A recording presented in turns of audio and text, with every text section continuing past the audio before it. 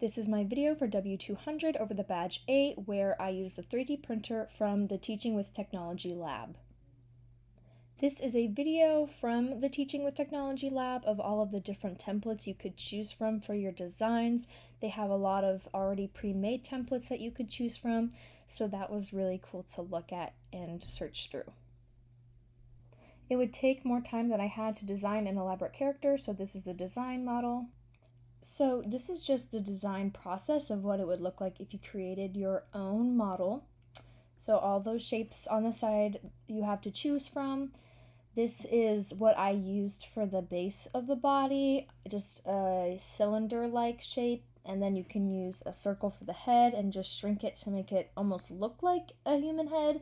So it's really cool. The possibilities are endless for what you can build with these shapes, and then you can raise it up. That way it can be on top of your shape.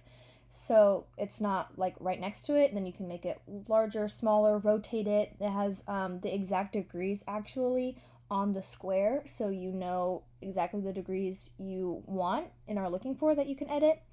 And there's actually this really cool tool you can use.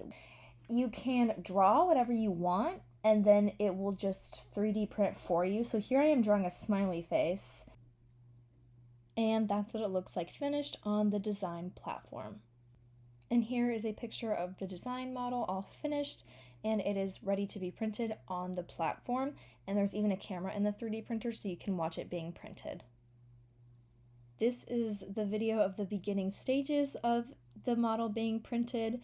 So here it is on the computer, and then when you zoom into the machine, you can see it start to build the foundation for the character that I chose, which is really interesting. So this video will just go to show a little bit more of the building process and even what the computer looks like during the building process, just so you can be aware of what the 3D printer looks like while actually printing.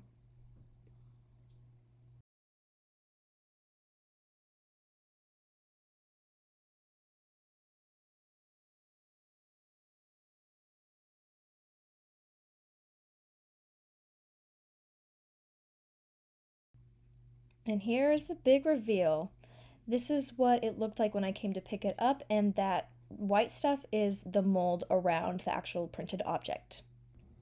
This is a video of me trying to remove the mold, which was actually quite difficult.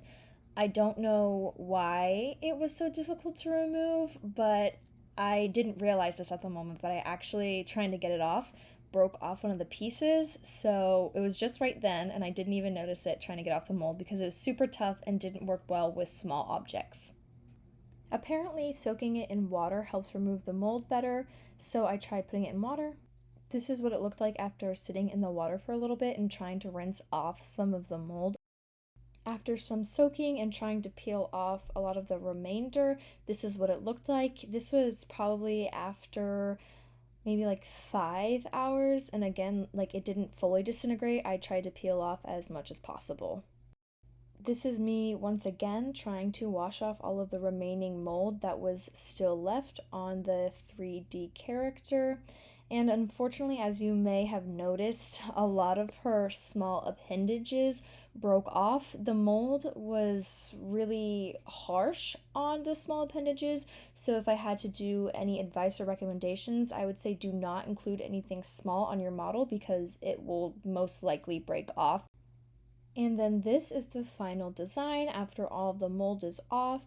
Unfortunately, like I said, there are some missing parts and pieces, but overall she looks really well, and I would say that this would be really good for kids trying to come up with a character design using imagery from a story.